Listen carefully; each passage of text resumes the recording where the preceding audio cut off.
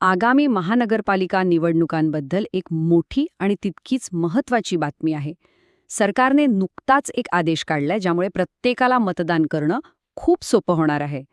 चला, हा नेमका आदेश काय आहे आणि त्याचा आपल्यावर काय परिणाम होईल हे सविस्तरपणे समजून घेऊया. ही तारीख 15 जानेवारी 2026 आपल्या कॅलेंडरमध्ये आत्ताच नोंदवून ठेवा, कारण याच दिवशी महाराष्ट्रातल्या तब्बल 29 महानगरपालिकांमध्ये मतदान होणार आहे आणि हजारो मतदार आपल्या शहराचं भवितव्य ठरवणार आहेत. आणि हो, प्रत्येकाला आपला मतदानाचा हक्क बजावता यावा यासाठी सरकारने एक जबरदस्त निर्णय घेतला आहे.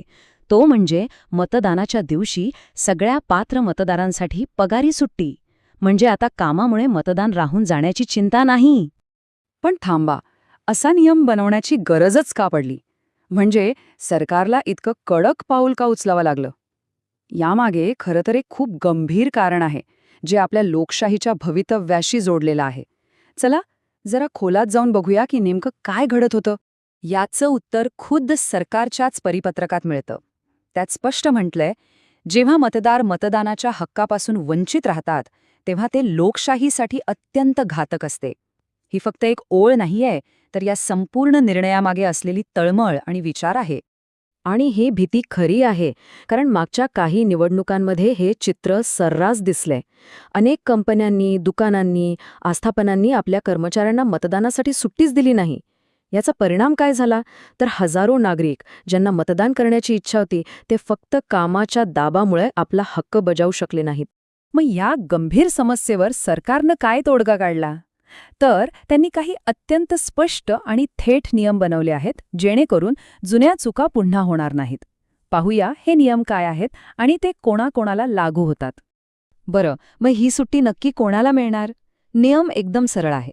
जर आपलं नाव त्या 29 महानगरपालिकांपैकी कुठल्याही एकाच्या मतदार यादीत असेल तर आपल्याला सुट्टीचा हक्क आहे. आणि गंमत म्हणजे आपलं ऑफिस कुठे आहे याने काही फरक पडत नाही. समजा आपण मतदार मुंबईचे आहात आणि काम पुण्याला करताय, तरीही कंपनीला सुट्टी द्यावीच लागेल. नियम स्पष्ट आहे. आणि हा नियम फक्त काही मोजक्या कंपन्यांसाठी नाहीये. खासगी कंपन्या, दुकानं, मॉल्स, IT कंपन्यांपासून ते हॉटेल्स, रेस्टॉरंट्स आणि कारखान्यांपर्यंत जवळजवळ प्रत्येक खासगी व्यवसायाला याचं पालन करणं बंधनकारक आहे. यातून कोणाचीही सुटका नाही. आता इथे एक छोटा पण महत्त्वाचा फरक लक्षात घ्या. बहुतेक सगळ्या कर्मचाऱ्यांना पूर्ण दिवसाची पगारी सुट्टी मिळणार, पण जे लोक अत्यावश्यक सेवांमध्ये आहेत, म्हणजे ज्यांचं काम थांबून चालणार नाही, त्यांच्यासाठी एक वेगळी सोय आहे. त्यांना पूर्ण सुट्टी नाही, पण मतदानासाठी किमान 2 ते 3 तासांची सवलत देणं बंधनकारक आहे. म्हणजे मतदान कुणाचंच चुकणार नाही. आता प्रश्न उरतो की जर एखाद्या कंपनीने हे नियम पाळले नाहीत तर काय? सरकारनं याचाही विचार केलाय. नियम मोडणाऱ्यांसाठी कडक कारवाईची तरतूदही करण्यात आली आहे. इथे सगळ्यात मोठी जबाबदारी कोणाची? तर ती आहे प्रत्येक कंपनीच्या मालकाची किंवा मॅनेजमेंटची. त्यांच्यावर हे कायदेशीर बंधन आहे की त्यांच्या प्रत्येक कर्मचाऱ्याला मतदानाचा हक्क मिळायलाच हवा.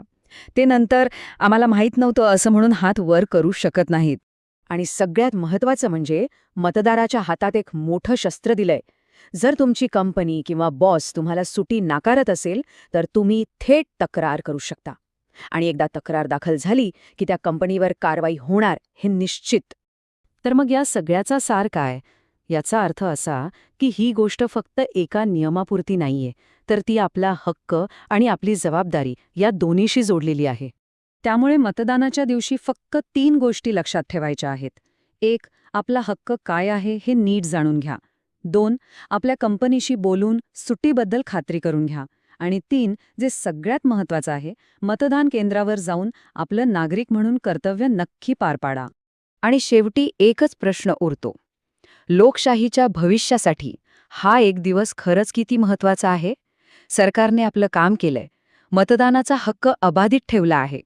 आता ह्या संधीचं सोनं करायचं की नाही, हा निर्णय पूर्णपणे आपल्या सगळ्यांच्या हातात आहे.